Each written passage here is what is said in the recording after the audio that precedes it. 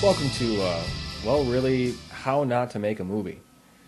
Uh, when I started to get interested in making something, I needed some test footage.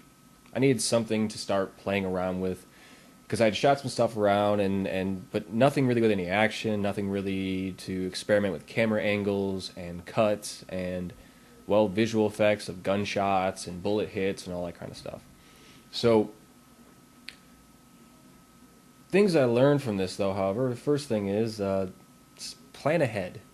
Plan ahead with something. Have some idea.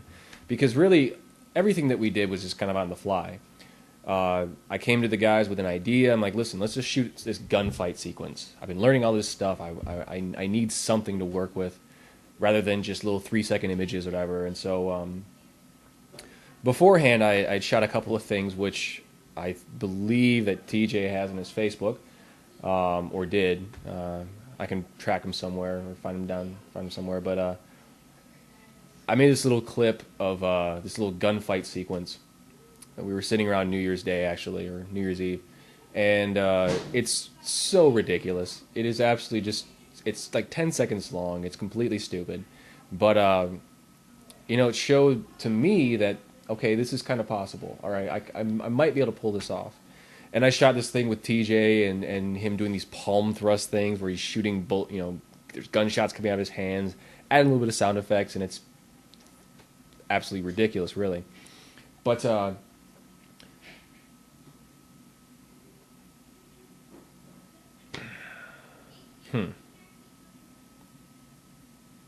actually, yeah, I'll just show that to you.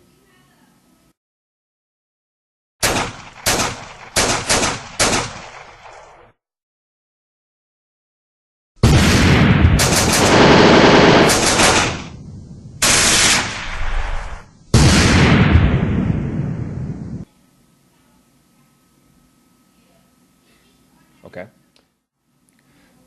All right. So a couple of things that you'll notice when you start making stuff and making films and everything is that you never really have everything that you thought you wanted. There's always going to be pickup shots. There's always going to be things that come up, ideas, whatever. Uh, and the movie we shot, short film, whatever you want to call it, we filmed it over a couple of days. The first day was primarily just the gunfight sequences. We were just shooting back and forth, doing all kinds of things, playing around with ideas of different angles of shooting, reaction shots, whatever. And then I started playing around with the footage, piecing it together, and realized there was really no point to it. There's no reason why these guys are firing at each other. There's no reason why they're trying to kill each other.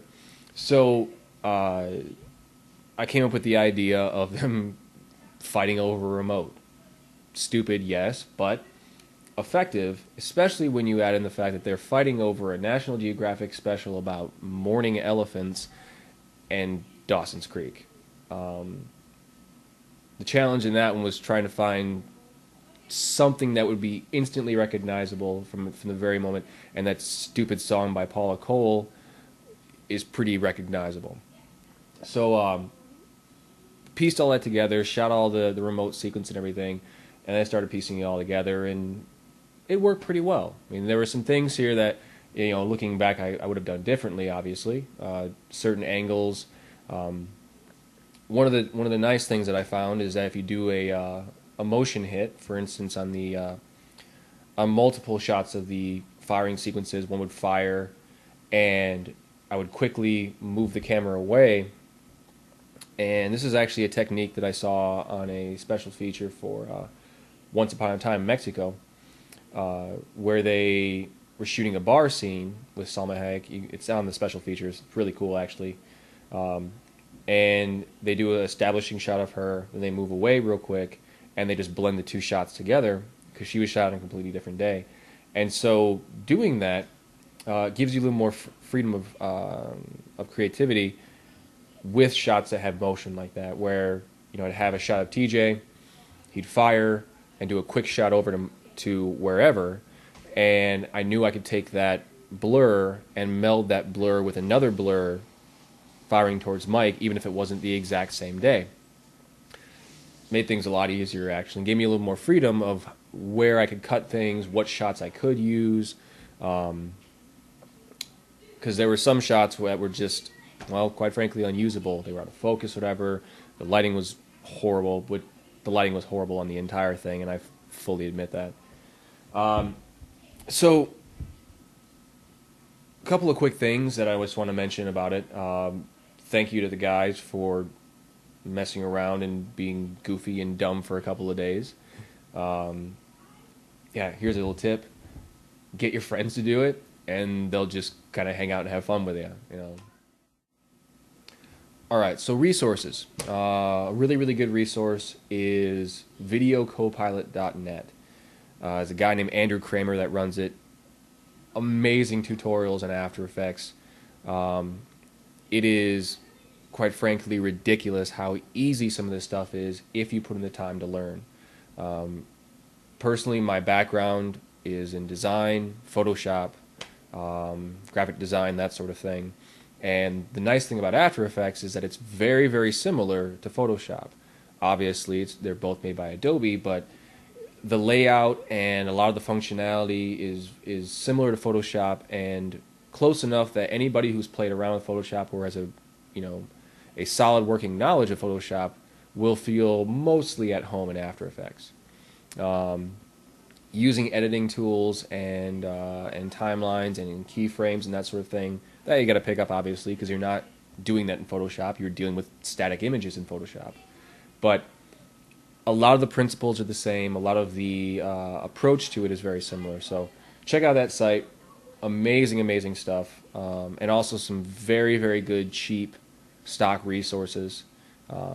Bullet hits. There's a whole. It's called the Action Movie Essentials, I believe, that has just bullet hits, dust hits in the ground, all kinds of stuff. Okay, I want to real quick talk about green screen footage. Now, there are lots of tutorials on YouTube and all over the place that have tutorials on green screen footage. Check them out, seriously. They are really, really helpful. You can do them in either, like, say, a Vegas Pro or an After Effects. After Effects actually is better for it, personally.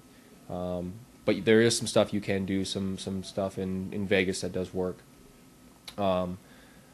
And the bullet hits, the dust hits that whiz by their heads, and there's a couple of shots actually in that. Those I just made in my apartment. Threw up a green screen or used some cloth on a wall, and actually used a pen that I emptied out, slapped it onto actually that air duster back there, like the air, the spray air, and dipped it in some flour. And there's just enough in there, the flour stays together just enough to create a little bit of particles when you spray it out. And it creates a, well, not exactly perfect bullet hit, but not half bad, I must say. Not bad for a test run, which that's all this is. Okay, so thanks for watching, and see ya.